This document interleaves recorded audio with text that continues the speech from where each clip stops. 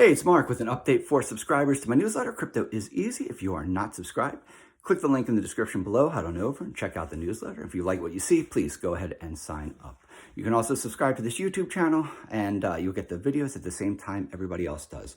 So I took, if you caught the December monthly issue of Crypto is Easy, I told you guys I was going to take about a little bit of time off just to, recharge my batteries, kind of get focused on 2021, things I wanted to do in 2021, spend some good quality time with the family around the holidays. I did that and now I'm back.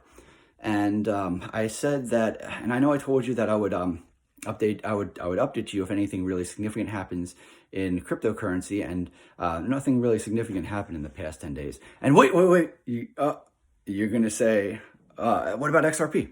And what about Bitcoin hitting its all-time high, never been higher, 28,500? That's good stuff. That's not huge. That's not monumental. I mean, we knew Bitcoin was going up, and we've known for a while that XRP was a utility token with no utility, and Ripple was dumping it on the market for years. So that doesn't really substantively change anything. In the short run, yeah, it gets people either really excited, really worked up, really fearful, whatever it is that you feel in the moment. In a week or 2 or 3 weeks, it's going to be different. Yeah, you're going to feel differently in a week or 2 or 3 weeks. But it is what it is. It happened. Ripple got sued, and Bitcoin hit 28,500. So I want to take a few minutes just to talk about those two things. First of all, as far as Ripple goes, I think that everybody should read the charges that the U.S. government has brought against Ripple. I'll link to the charges below. Anybody who I want everybody to keep in mind, the U.S. government very rarely pursues legal action against anybody without a very strong case, a very strong case. Does that mean that they're going to win in court? No, but it means that they're going to court with a lot of, they feel that their case is very strong. And because they feel that it's strong, and the U.S. government rarely takes a case to court without a really strong case, you should feel very confident that what the U.S. government is accusing Ripple of, you should take it. You should not take it lightly. And if you read the charges against Ripple, I think you might be surprised whose side you take. A lot of people are taking Ripple's side. I am almost certain they did not read the accusations against Ripple. I'm almost certain. But as far as XRP goes, look, we'll see. It's a speculative market. It's a totally speculative market, and this is not the first time you've seen a cryptocurrency get sued by the U.S. government. And EOS got sued. Who else? Salt, Kick, and you know what? When the dust settled and the dust cleared, it was fine. Salt and Kick actually settled pretty recently. I think September. At the end of September, they settled their cases, and their tokens have gone up like 10x since then. And that has everything to do with Bitcoin. That has everything to do with crypto just being a speculative market. And tomorrow, you start a Twitter campaign. Hey, save XRP. And next thing you know, XRP goes up to $1. We just don't know. You don't know. Ripple, I think they got to worry about a lot of things. Even if they win this SEC lawsuit, there's a good chance that they'll see a class action lawsuit against them, which is a civil lawsuit. We'll just see. We'll see how it goes. I think it's a really interesting case, though, and if it focuses on securities and securities law and the regulatory environment around cryptocurrency and how to apply that to XRP as a token, that'd be a really, really interesting. I think that'd be a really watershed moment for the U.S., at least for the U.S. in the way the government regulates and legislates cryptocurrency. I've gotten my hopes up before. I thought Facebook's Libra would be that moment, and it wasn't. Maybe it won't be. Maybe it'll be a big nothing burger.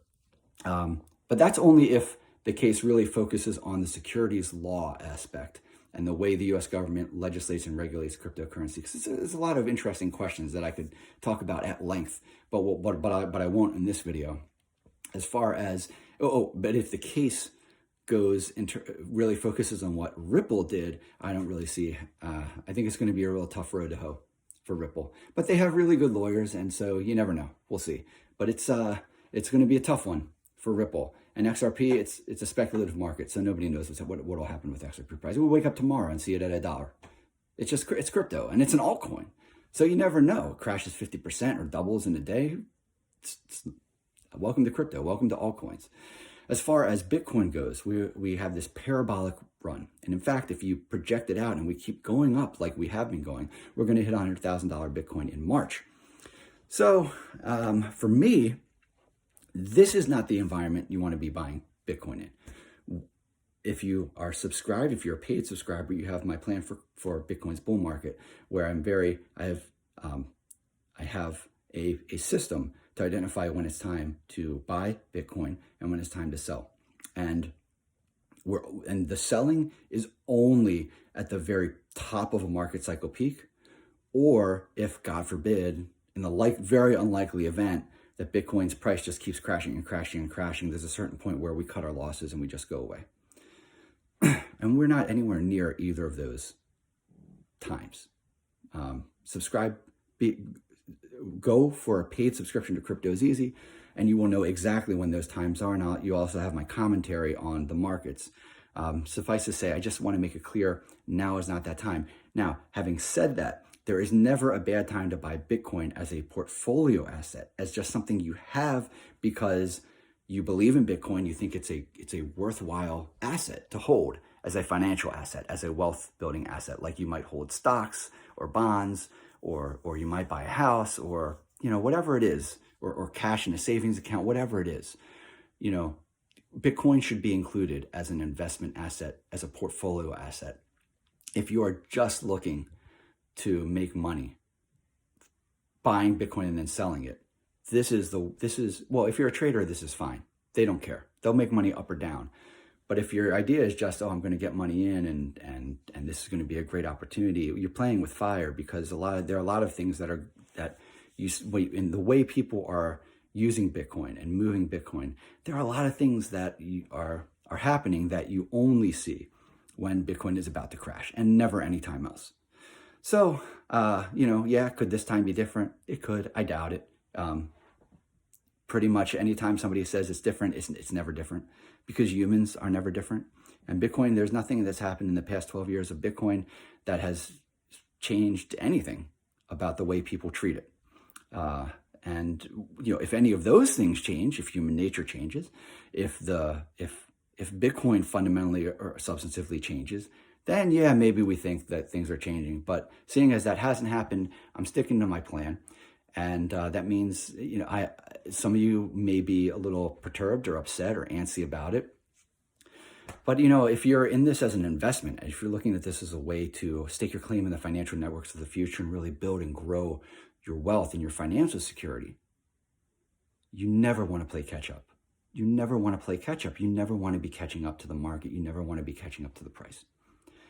You want to get in before the markets move. That's the goal. And that's the value of the plan, and the reason I'm so disciplined about buying, and why the plan is so disciplined about when to buy and accumulate Bitcoin.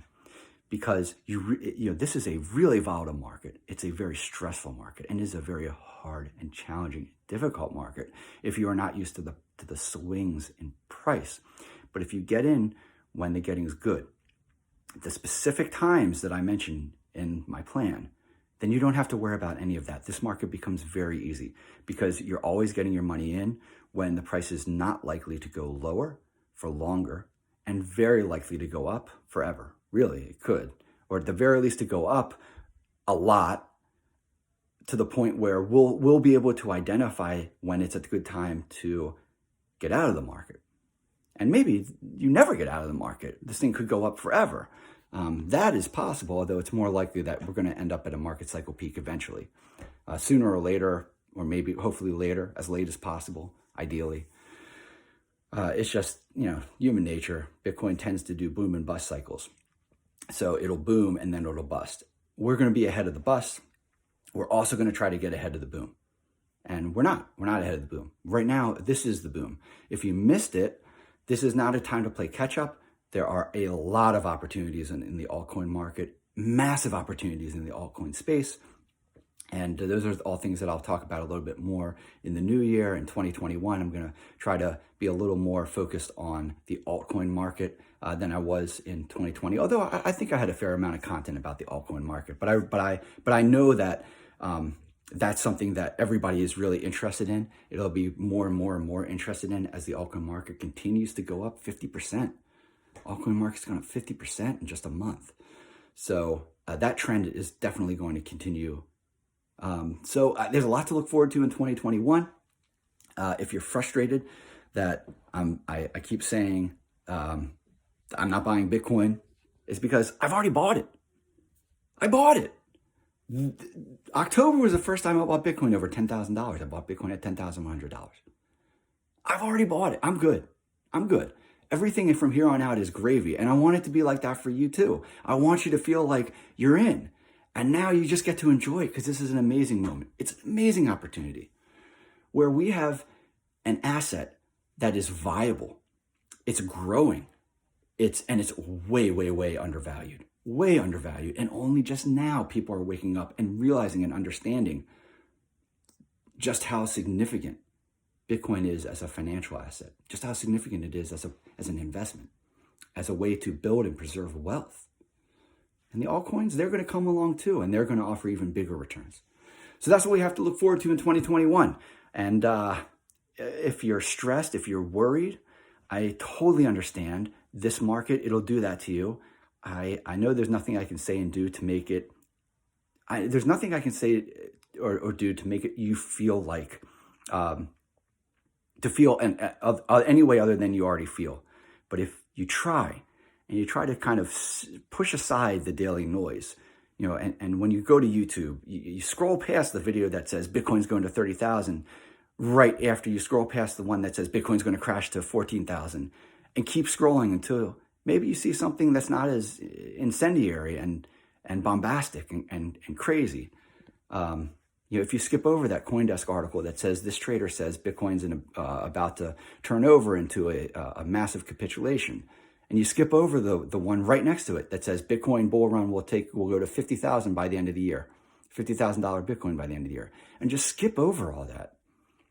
Enjoy the moment and enjoy this time because this is a once in a lifetime opportunity. And we are right at that crux between when this market was for the smart money and institutional investors, and we're just at that crux when it's turning into a market for everybody, where everybody is going to start getting involved. And it's going to be a beautiful thing. Relax and enjoy the ride.